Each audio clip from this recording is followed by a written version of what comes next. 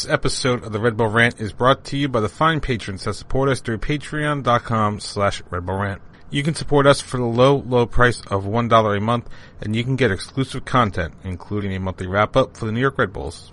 We want to send a special shout-out to our patrons who support us at $5 a month. That is our producer-level reward. Thank you to Jeremiah Dempster, William Martin, Clayton John, and Christopher Admack. Now, on to the show. The Red Bull Rant is a free-flowing conversation amongst three lifelong wackos that may contain adult language. Listener discretion is advised.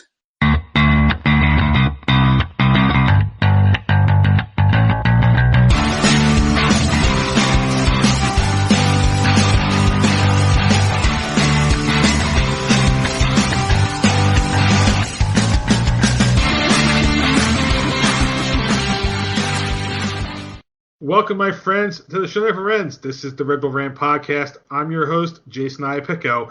Pat's not here. And I'm Truman. This is episode 357, The Road Less Traveled. Because tomorrow it's all the traveling we're doing for the most part. So you know what a road a road plenty traveled is? Red Bull's giving up losing at home. Yeah. I will say that Sporting Kansas City match did remind me a little bit of the beginning of Jesse Marsh's team in that we actually pressed. Mm-hmm. The finishing wasn't there, and neither was the service, which I think is more to do on the people we have, but we'll get into that. So, yeah, Red Bulls lost their first game 2-1. Yep, the cough is back. Here we got 21. Last week I was able to cover it up, but I forgot to prepare myself this week, so sorry. All right. First game of the year, 2-1 loss at home to Sporting Kansas City, as we usually do. Likes and dislikes. Truman, you go first. What did you dislike about this one? Well, I mean, 2 goals in a matter of minutes, and that was the end of the game. It was just, I'm not going to get too mad at the penalty. I mean, it sucks that it happens. It sucked that the hand was so far out, but it's really just not settling down after that and then just giving up a second goal moments later, it felt like. And just knowing that this wasn't probably going to be a team that was going to come back against Sporting KC, a pretty damn good team. Yeah, I guess my dislike will just be the fact that a continuation of the last few years, the service to our forwards sucks. I'm hoping that gets better with time, but there was not a lot of creativity when it came to the final third, and when you go down against a team like Sporting Kansas City, who's good defensively and willing to let you have possession of the ball, you need creativity in order to score, and we did not have that at all last week. So, all right, likes. Sorry, Chip, I'm going to go first on this one. The live crowd, because that was probably the enjoyable part of the game for me, was hearing an actual crowd in the stadium. Hopefully, everybody was safe when they went. I don't think MSG. I don't remember if MSG showed too much of the crowd, but hearing them on TV was. It's weird. After a year of this, you would think with all the fake crowd noise it wouldn't matter, but it was different, and it felt good. Well, and the good thing about Red Bull Arena is that it echoes really well. It does. So with the smaller crowd, they were loud, and with the drums, it sounded fantastic. So great advantage of Red Bull Arena is just the acoustics in that place is fantastic. But hey, let's talk about Caden Clark, right? Let's talk about that goal, which was spectacular. I'm going to enjoy him as much as possible this year before he is off to Europe. Because as we know, it's this year. He's gone at some point. I think it's already been announced he's going to Leipzig pretty much. Yeah. So I'm just going to enjoy him as much as possible because that was an absolutely spectacular goal, picking up from where he was last year. I don't know what more can you say? It was just this past couple of weeks, MLS has just been these awesome goals, and that was, I mean, I think we were talking about it could have been goal of the week, but probably won't be because there's so many other good goals in the first week. But yeah, that was absolutely spectacular. So Sounders actually won goal of the week 1. Of course they did. I don't even know who was nominated. I just said it had to at least be nominated because I know the problem is it's all fan voting. And come on, honestly, you think we're going to get enough support in something like this? No. But it looks like we were actually nominated, so I'll take that. Nomination? Yeah. Right. That's good. Because in past years, we haven't even been nominated for Goal of the Week, and that was the real travesty. Well, I mean, Caden Clark keeps playing like this. He's going to be getting Goal of the Week nominations week in and week out. Although looking at what was actually Goal of the Week, I'd say, yeah, it makes sense. Right. Dude hit a rocket from like 25 yards out after controlling the ball, and it was a volley on top of that. So yeah. It's hard to say Caden Clark's is better. Right. All right. Before we do afterthoughts, I know we skipped it over. Do you want to read the tweets, Truman? I was going to read them after the afterthoughts, but I'll read them right now. Okay. It's okay. I can read them right now. It's fine. Tonino M. said, why do they keep trying to make Royer a forward? I'd like to see him in the midfield feeding Fabio up top. Could be fun to watch. He needs to be fed like BWP. At Rosheko said, Tim Parker, where art thou? Not on the Red Bulls. And Steven Santos at Creepy Taxi, welcome back, buddy. He just says, it's so Metro, never changes. I mean, I guess it had that kind of a feel to it. All right. I was going to say, any other thoughts on the game? Yeah, I mean, I have a ton. Sporting is a good team, and I don't think the Red Bulls played bad against them. I thought they looked very together as a unit. The biggest problem, of course, was finishing in the final third of the field and getting the balls on target, balls on net. But I mean, for a young team, a team that's been together for one game, a team for most of the players have never been in MLS before, I thought they looked pretty good. I like what I saw. You hate losing, and especially losing a home game. But I'm not mad at the way they played. I'm really not that upset. If they play like that all year, I think that's a playoff team. Probably in the same spot that we all predicted, kind of lower in the playoff spot. I mean, but still. And I liked the little that I saw of Fabio. Yeah, my girlfriend looked at me when I said Fabio, and she's like, "What the hell?" I'm like, "Well, you had to be there." Yeah. I will say, like I said, kind of before we started getting into the likes and dislikes, this is the most Red Bull-esque team I've seen since the beginning of the Jesse Marsch era, or let me phrase it, since Jesse Marsch left. And I'm not counting the half a year that Armas was in charge when Marsch left because he didn't change anything. That wasn't his team. But since Armas has had the reins, it hasn't looked like this. Like, we had periods where it did, but Red Bull looked like they were pressing for... I mean, granted, it did drop off every once in a while, but it was never to the same degree that we did with Armas, where we just kind of sat back. Yeah. Like with Armas, we would press for 15 minutes, then drop off. I don't think I saw him stop pressing easily for at least the first 25, 30 minutes. Individual players may have, but as a team, they were not dropping off, and that, I think, is something that's been missing. Especially with the fact that we haven't gone out and gotten a playmaker, someone that could break down a defense, i.e. Sasha Kleshchin when he was with the team and became the MLS leader in assists for 2 straight years. We don't have someone like that could break defenses and allow us to get around the team that bunkers. So, absent that, I think this was a good performance. I think it was a winnable game. The handball was unfortunate. I thought it was a little harsh given timing, but his arm was out there. So. Right. Yeah, They're not seeing his arm it's was so, almost at 90 degrees. it has to be called. There's no getting around it. It wasn't close. Yeah. It was just it was unfortunate. That's what you can. It's just unfortunate. Yeah, I mean, he had his arm up when he was going in their blocks. It's not like he intentionally brought it up. It just hit his hand. It was just unfortunate. Right. The second goal, just a lack of attention. It sucks. I'm hoping it's just first game and getting into the groove kind of thing that needs to be accounted for, but we'll see. Yeah, and again, if you look at on the other side, if you look at from Sporting side, and we're listening to the Sporting KC podcast with their fans, they're probably saying that this was the result that this team should have gotten, that they should have beaten the team that they're better than, that they were the Western Conference. They were number one in the Western Conference last year. Yeah, I mean, right? This is the result they would expect as fans. It just unfortunately happened to us. That's all. Yeah. So I mean, overall, I think it's a good performance. There's some good takeaways. Hopefully, they can build on it for the next game. Yep.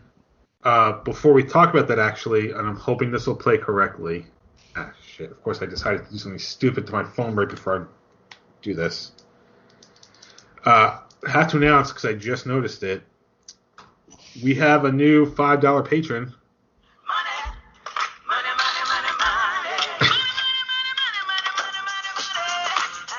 That's right. William Martin upped his pledge from $1 a month to $5. He is now officially a producer of the Red Bull Rant. William Martin, you crazy son of a bitch. I'm sorry if the audio sucks. I have not had a chance to fix the soundboard, so you're getting this off the cell phone. But I had to do it. I had to fulfill our promise to that. All right. So, predictions. None of us got this right. We all thought something bad was that we were at least going to draw out of this. Yeah. So, nobody has anything. So, with that, we're going to talk now about the Red Bulls' next game, which is coincidentally tomorrow, because we waited till the last possible fucking minute to do this episode. That's right. The Red Bulls are traveling to take on the LA Galaxy. I didn't have even a chance to check. I think they won last week. I don't remember. They did. But, okay. I do know Sebastian Lletget got suspended for 2 games for a homophobic social media post, so that should help us a little bit when their attackers is out. The Red Bulls will be facing, however, Sasha Kleshchin. Remember him? Yep. So since he's not here, he gave us his prediction. He said 2-1 loss.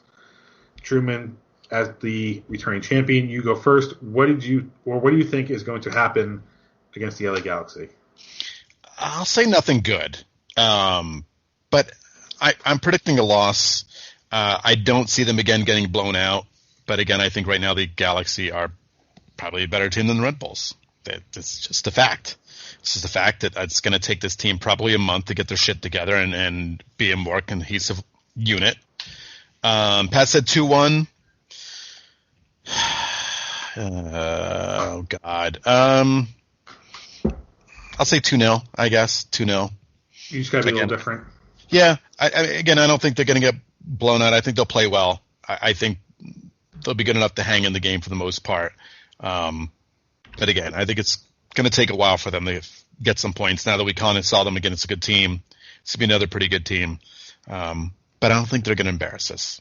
Let's put it that way. I think the tagline for the first month of the year is just don't embarrass us. Right. Hang in there. Just hang in. I mean, the first month of this is not like any other league, right? You don't have to be there in the first month of the year. No, clearly you don't. Just got to be there at the end. Right. And not even at the top at the end. So, yeah, I don't think we're going to do that well either. But again, as long as they play with some level of cohesion that we saw against Sporting Kansas City, I think we'll generally be okay going forward. I am going to say, I guess, a 2-1 loss as well. I don't think we have the ability to score more than 1 goal at the moment. So at least that's how I view it, is that we're going to get just enough to not get blanked, but we're not going to have enough to win. So hang in there. Let's wait a couple months before we drop off the bridge for this team. All right. Any other thoughts about the LA game? No. Okay. So moving on. New York Red Bulls 2. No, they haven't played, but their home opener, season opener, I'm sorry, is this week, April 30th versus Hartford Athletic. Good news for the other team, the other professional team in New Jersey. Gotham FC won their second game of the year against one of the best teams in NWSL, the North Carolina Courage, 4-3, and what I think is a crazy back and forth game. I didn't watch it. I actually might, because I think my girlfriend bought Paramount Plus, so I think I can go watch it. But yeah, from what I saw, it was a crazy back and forth game, and to take down one of the best teams in the league last year shows signs of growth for this team that 2 years ago was so bad that I think on the very last week of the year they finally got a win, and there was legitimate talk about the team not being around because remember they were playing at Rutgers. They didn't have facilities to use after the game. They didn't have actual training. It seems like this franchise has been turned around in the last 2 years. Yep. And it was very cool to see them play. They were at Montclair, and they got to play in front of fans. Yeah. Which is always good to see. Yeah. And so, by the way, you and I talked about this before the show today. Cloud9, the official supporters club for Gotham FC, said, who's going to be the first to start a Gotham FC podcast? Red Coach Jay gave us a shout out, so thank you for that. I really hope somebody jumps on that. They're a team that deserves coverage. Yep. And it's clearly we do not have the time for two because we barely have enough time for one. Yeah. I tried years ago with the title Sky Blue Buzz because I was apparently following the theme back then. Mm-hmm. But I think I got all of 3 episodes in before I had to stop, and I had nobody to take over for me as a host because I had no knowledge about Sky Blue at that point either. So hopefully somebody starts a podcast for them because they deserve it. All right. Now on to the dumping ground. Beep, beep, beep on the trash man. Yep. The big news this week in the world of soccer, the European Super League, that apparently already is done. All right, baby. It's weird. Their fans didn't take it so well. No, they didn't. They were not cool with this at all. Very, very odd that they had such a strong hatred of the private party that was the Super League. It's almost like taking a game and trying to make a truly American version of a league out of it is not a good idea. Yeah. Now, again, I'll say it again. I didn't really care either way. If they played in a league, it was just a way to make more money. That's just my feeling. But fans were pissed, and I think one of the big fans, players, and coaches, they all hated it. Let's just say that. Former players, current players, Jurgen Klopp hated it. Almost every player in Liverpool hated it. But I think the biggest reason they all hated it was because that thought of they like Europa and they like Champions League because you have to qualify for it. It's not a tournament they're automatically invited to. And I think that's the whole thing is that no one wanted to be involved in a tournament that you just got in because of who you were. That being said, Liverpool fans, listen, can we just relax? Can we not go around with the signs to sell the team? Because last I checked, as kooky as the ownership is, they brought you the first Premier League title ever and first league title in decades, and they brought you a Champions League title. So let's not get too crazy over them. Yes, I know this year has been trash. Maybe next year with fans coming back, it'll be better. But let's not go crazy over that sell the team thing. My thoughts are, if you have a mechanism in place where it's all based on merit, then that's what it should be, right? And I'm not even happy with the fact that UEFA kind of used the Super League as a method to pass a change to the Champions League, where there's now 2 teams that are allowed in based on historical performance, even if they didn't qualify. So, in the end, they got what they wanted anyway, right? Because those 2 extra spots in Champions League really benefit the English clubs more than anybody else. Of course. So it'll be serious. I'll be curious to see if there's any actual repercussions or penalties or fines for these teams. I don't see that happening. These leagues, I don't think, have the guts to penalize the top clubs in the world. And FIFA, give me a break. You don't have a leg to stand on to fine anybody for pretty much anything at this point. I mean, UEFA doesn't either. No. Neither of them have anything. No. The only possible thing I could see is that they enraged politicians, and the politicians are going to step in. Because there's already, I think, on Monday, so this was announced on Sunday. On Monday, I think, I want to say it was the British Minister for, like, culture or something like that, said we need to investigate 50+1 ownership methodology in England. He was not happy about this Super League. I ain't gonna happen. And basically went, all right, let's follow Germany in having the fans own 51% of the teams from now on. So with that and Boris Johnson and stuff, I think there might be a possibility. I don't think it's actually going to happen because that's a lot of political capital to waste. But there is a possibility that changes to how English teams are owned is going to be coming. Hey, politicians, stick to politics. I don't listen to you to hear your sports opinions. Anyway, moving on. I had to throw that in there. All right. So it's it for the Super League. Sorry. It's how bad my cough is. It comes in right as I'm talking. Yeah. All right. So that's it for the Super League. Anything else for Dumping Ground? No, I don't know. I saw in the news that the Revs, I think their first home match was tonight, and they in the parking lots I saw, they have blue dots in every other parking space telling you where you can and can't park. So they have socially distanced the parking spaces at Gillette. So that's something. It's pretty interesting.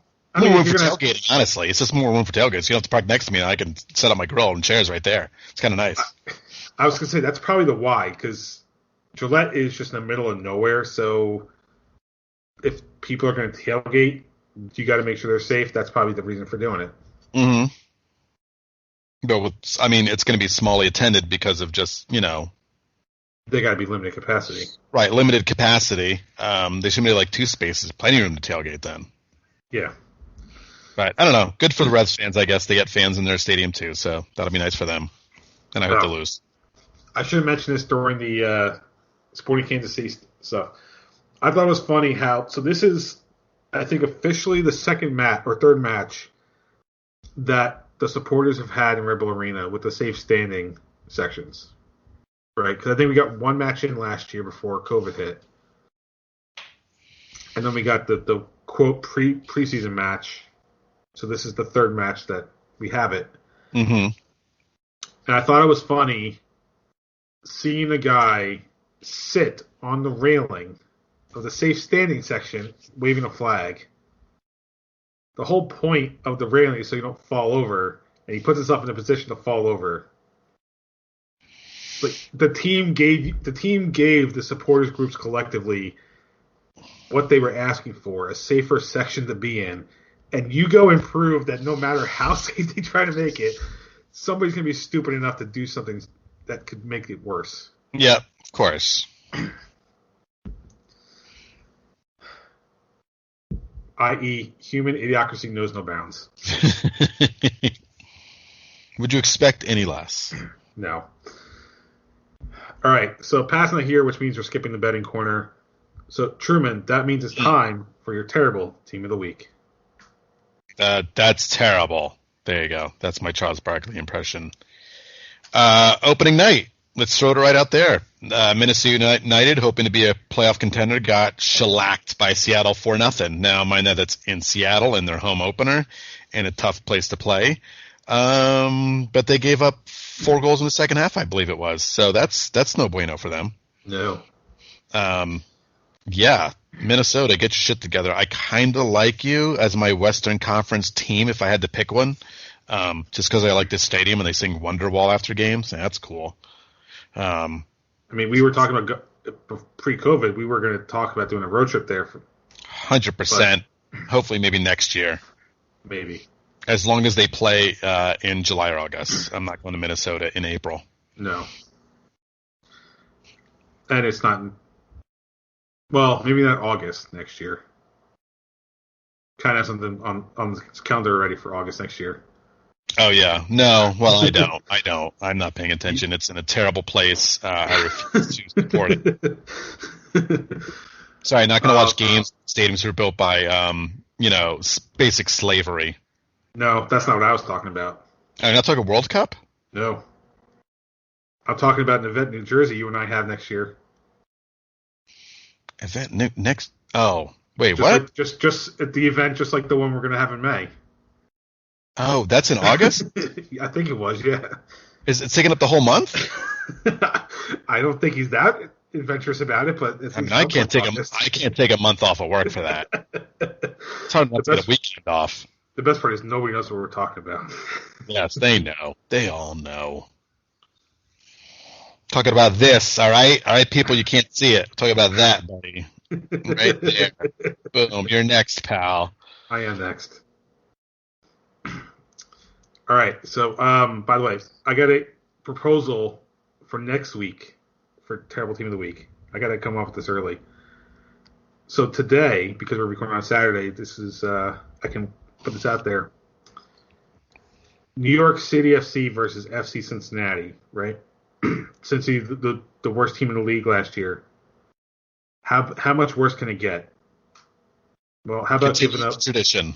How about giving up 5 free kick goals in one game?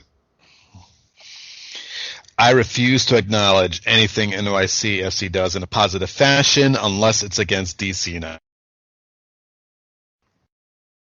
Well, sorry. I know, I know, but it was Matt Doyle even asked. Is this the first time ever it happened in MLS history? Yeah. I'd be curious if it's the first time ever in soccer history, because I can't imagine that ever happening before, really. Yeah. It's got to be pretty rare. Hell, it's rare for like 2 free kick goals. At least in like top flight, you know. Yeah. Okay, maybe I'm sure there's like a high school team that scored like 20 against another team where all their players were like 4 feet tall. I was going to say, it's probably some beer league team that has some like, I don't know, Manchester United Academy product that just never made it. So he's pretending he's David Beckham on the field every week. Yeah. Yeah. All right. Anything else before we wrap up this episode? All's I got. All right. So you can visit us at patreon.com/Red Bull Rant. $1 a month is all you need for exclusive content, such as our monthly wrap-up, live post games, anything else we decide to do. Email us, redbullrant@gmail.com. Call us, 973-348-5329. Facebook.com/Red Bull Rant. On Twitter, at Red Bull Rant for the show. At Dr. Stooge for myself. At PMACD82, which I think, I don't remember correctly, I think he actually got rid of that. Well, because when I tried tagging him last week on the tweet, it didn't come up with Pat's Twitter handle. Oops. Yep. At the Truman for Truman. Subscribe to our show via iTunes, Stitcher Radio, YouTube, SoundCloud, Spotify, pretty much anywhere you can find a podcast. What about Podbean? I don't think we're on Podbean because I think it's a hosting service. No. Screw you, Podbean. You burn in hell. Unless they repost it. Let's see. Probably not. All right. Any last words? We're on Podbean. Oh, we are. Okay. Yeah, it's like boom, Podbean. Good to know because I didn't ever upload us there. Yep.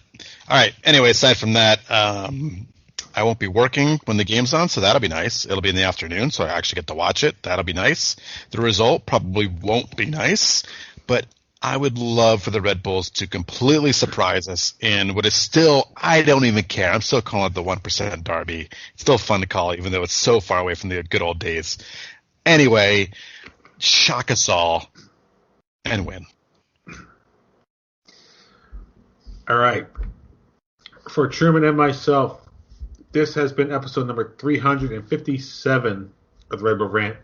Thank you guys for tuning in, and as always, go Red Bulls. Mortal Kombat.